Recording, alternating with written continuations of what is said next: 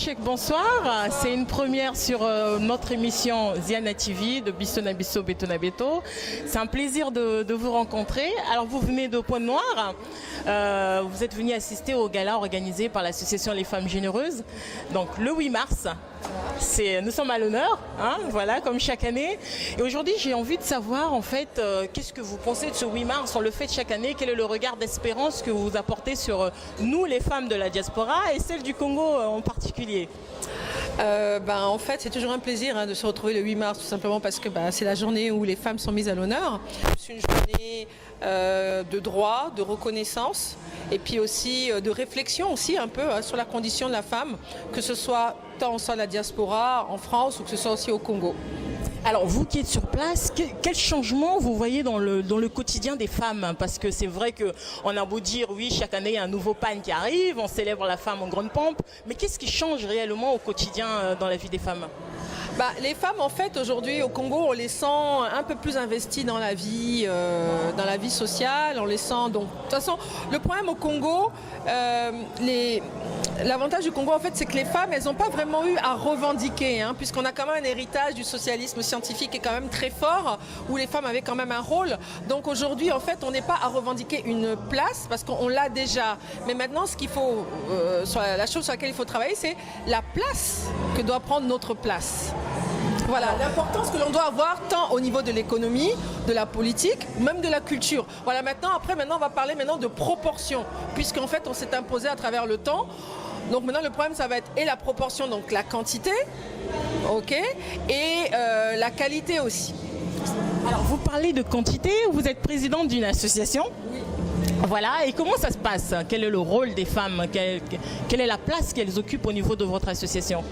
Forcément, dans mon association, les femmes vont forcément avoir un rôle moteur, puisque l'un des objets de l'association, qui est l'AMID, l'association de Mpaka pour l'intégration et le développement, c'est l'autonomisation des femmes, des jeunes, leur insertion sociale, l'éducation et la formation.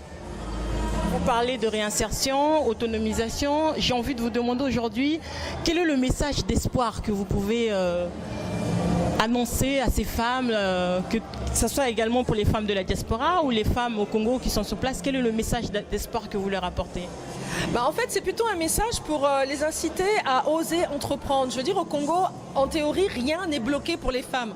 Il y a des pays où vraiment, quand vous arrivez, vous êtes une femme, il y a beaucoup de portes qui se ferment. Chez nous, c'est pas le cas. Et je dirais même bien au contraire, c'est plutôt nous, les Congolaises, qui n'osons pas.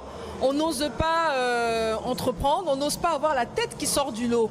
Voilà, donc on a cette sorte de timidité, on est inhibé et on a beaucoup de facteurs mais auto-bloquants dans la tête qui nous empêchent justement d'essayer de nous dépasser et de nous surpasser. Parce que effectivement aujourd'hui nous sommes présentes, il y a beaucoup de foyers aujourd'hui qui sont monoparentaux, les femmes elles tiennent beaucoup de pans de l'économie, par exemple au Grand Marché ou même à Fontietier. Voilà, ce sont les femmes souvent que l'on voit vendre derrière les étals de marché. Mais quand on regarde vraiment leur poids économique, il n'est pas important. Quand on regarde aussi l'évolution, c'est-à-dire la mobilité de la femme, cette capacité de passer de la table du marché au kiosque, à la boutique et à l'importation, elle est quasiment inexistante.